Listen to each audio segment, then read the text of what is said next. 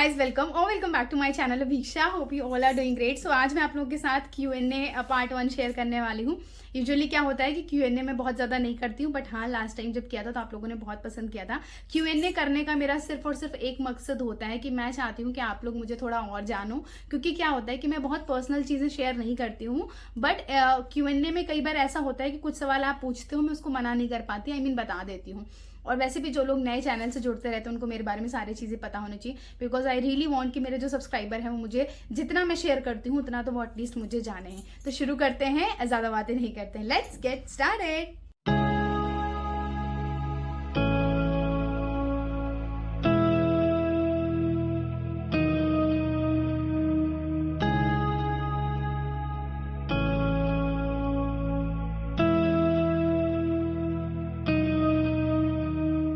So first thing first, जो नए subscriber उनके लिए मैं बता दूं, मेरा नाम है दीक्षा पांडे और मेरा जो यूजर नेम है वो है अभीक्षा, बिकॉज मेरे हस्बैंड को और मेरे नाम को मिला के वो अभीक्षा बन जाता है।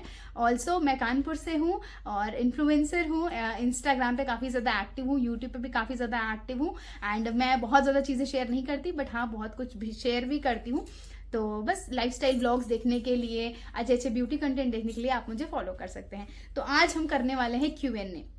सबसे पहला सवाल ये है कि you are so beautiful. My question is कि आप अपने इंस्टाग्राम की वीडियो कौन से ऐप से एडिट करते हो, प्लीज़ बताना। ये किसी साक्षी जी ने पूछा है। ओके, सो मैं अपने जो भी वीडियोस है ना वो एडिट करती हूँ VN से। मैं ऑलरेडी बता चुकी हूँ, मैं कुछ हाइड नहीं रखना चाहती आप लोगों से।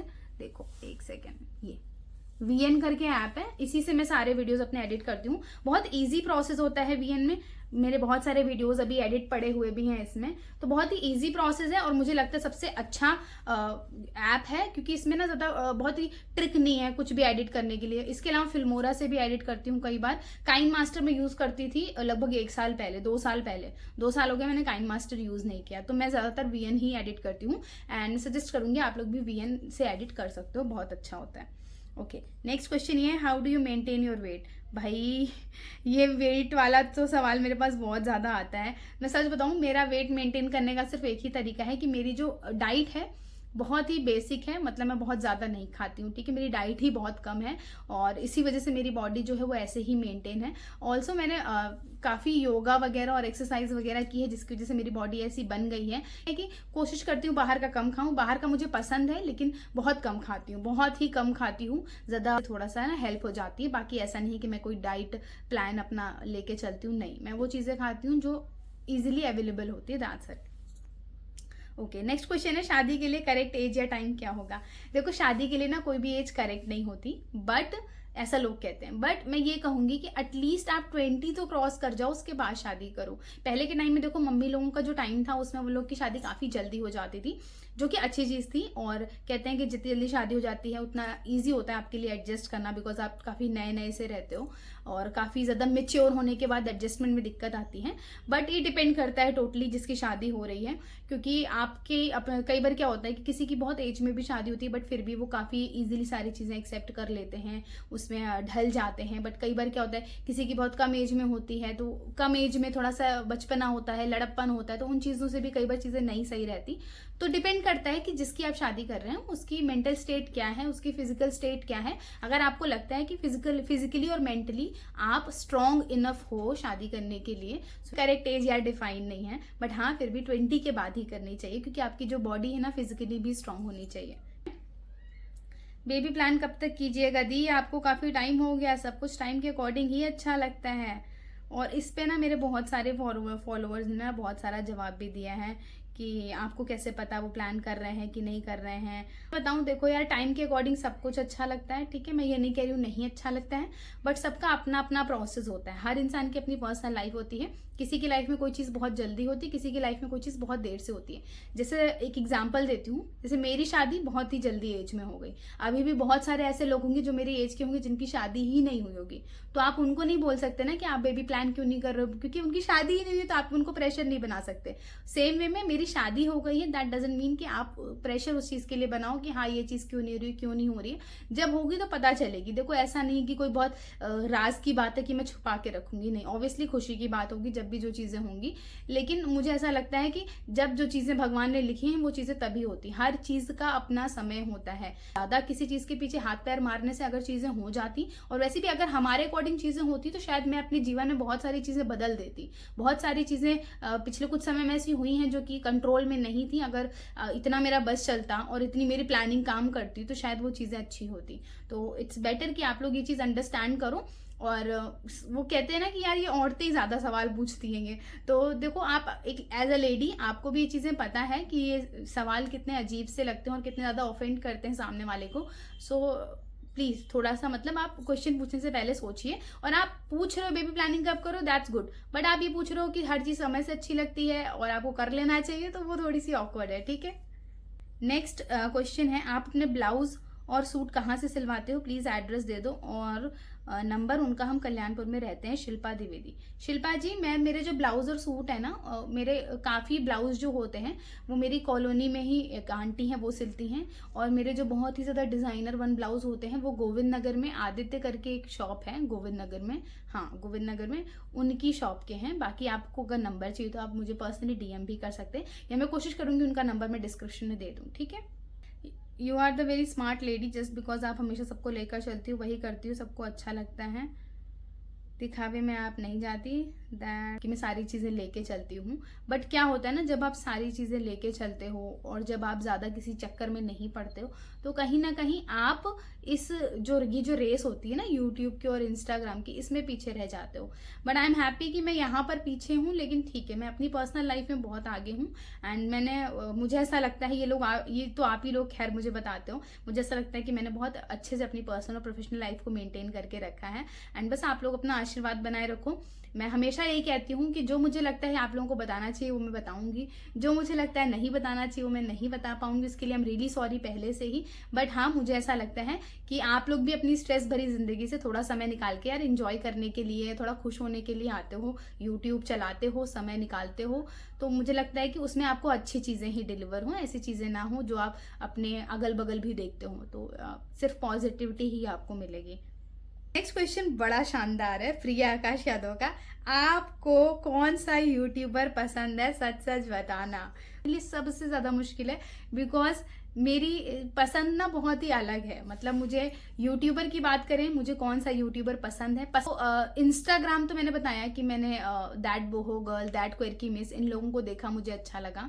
और इनका मुझे यूट्यूब कंटेंट भी सही लगता है, ठीक लगता है, बहुत अच्छा नहीं लगता लेकिन हाँ सही लगता है। मुझे जो सबसे ज़्यादा अच्छा लगता है जिसका कंटेंट और ये सारी चीज़ें, तो वो है प्रियंका योगी तिवारी, जो उत्तराखंड से हैं, देवभूमि उत्तराखंड से हैं।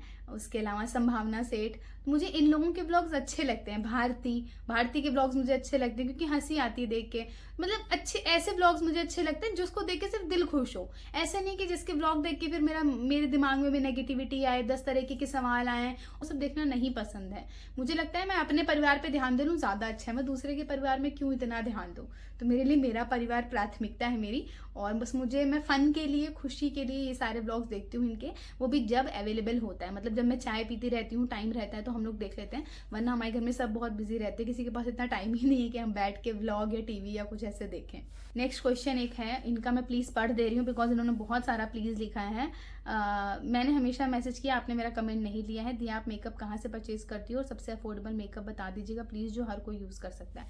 तो यार मैं राशि त्रिवेदी, मैं ना मेकअप जो है ऑनलाइन खरीदती हूँ। इसके अलावा मेरी एक मेकअप आर्टिस्ट हैं, तो वो मुझे काफ़ी मेकअप ला के दे देती हैं।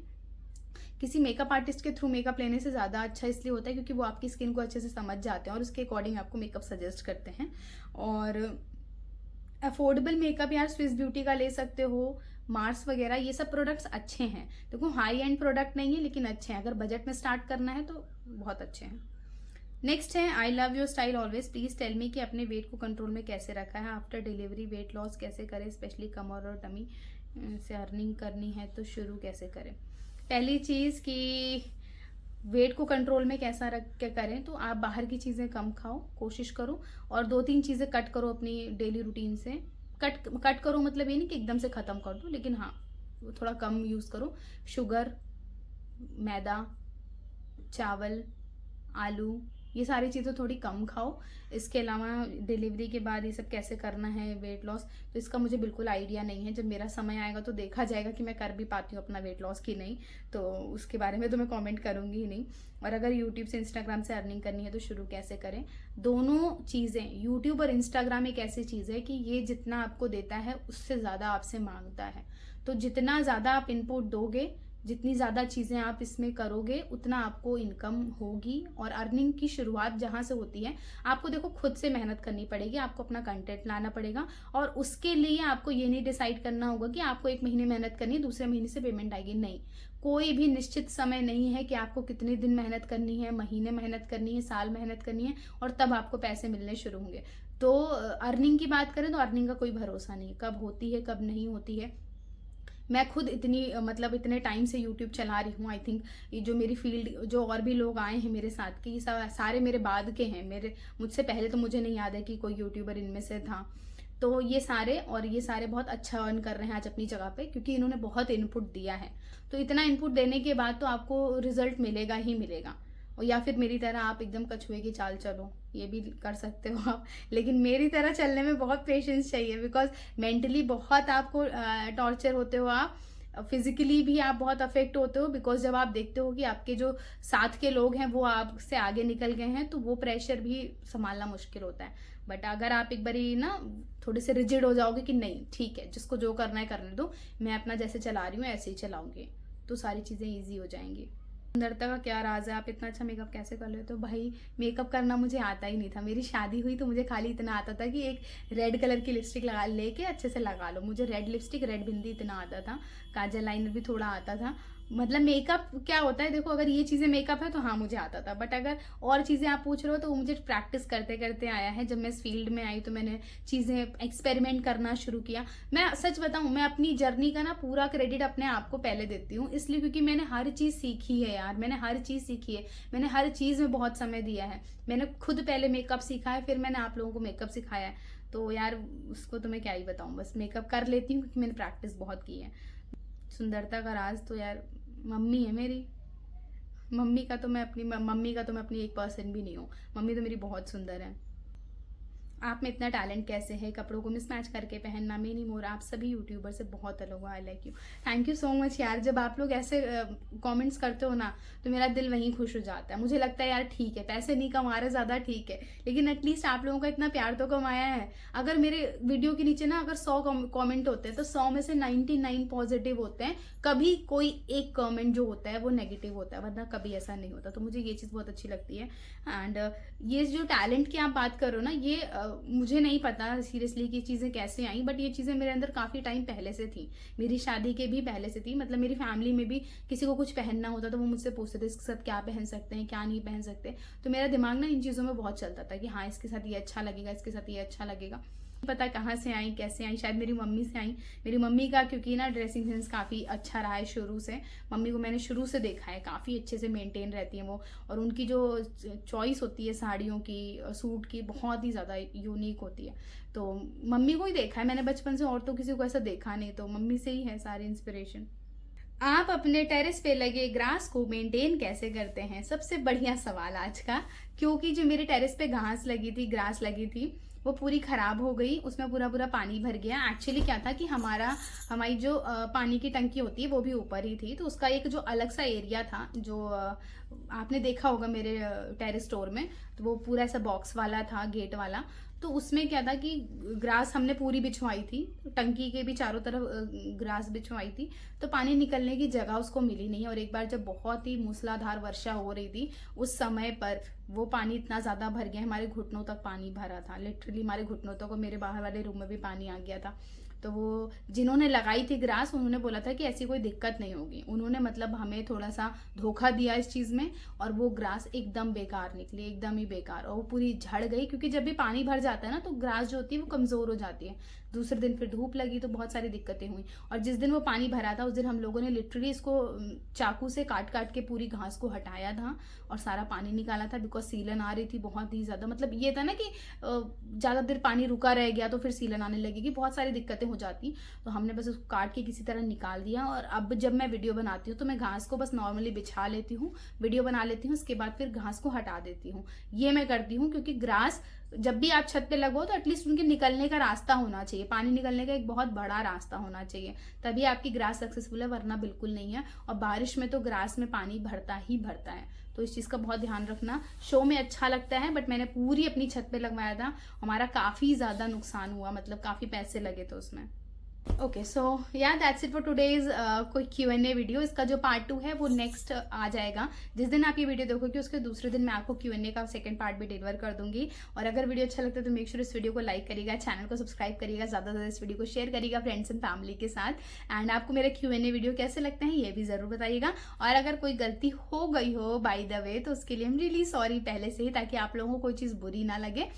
सो या that's it for today's video. नए वीडियोस के साथ, क्रिएटिव चीज़ों के साथ, अच्छे अच्छे आइडियाज़ के साथ मैं आपसे दोबारा मिलूंगी। तब तक के लिए lots of love, bye bye.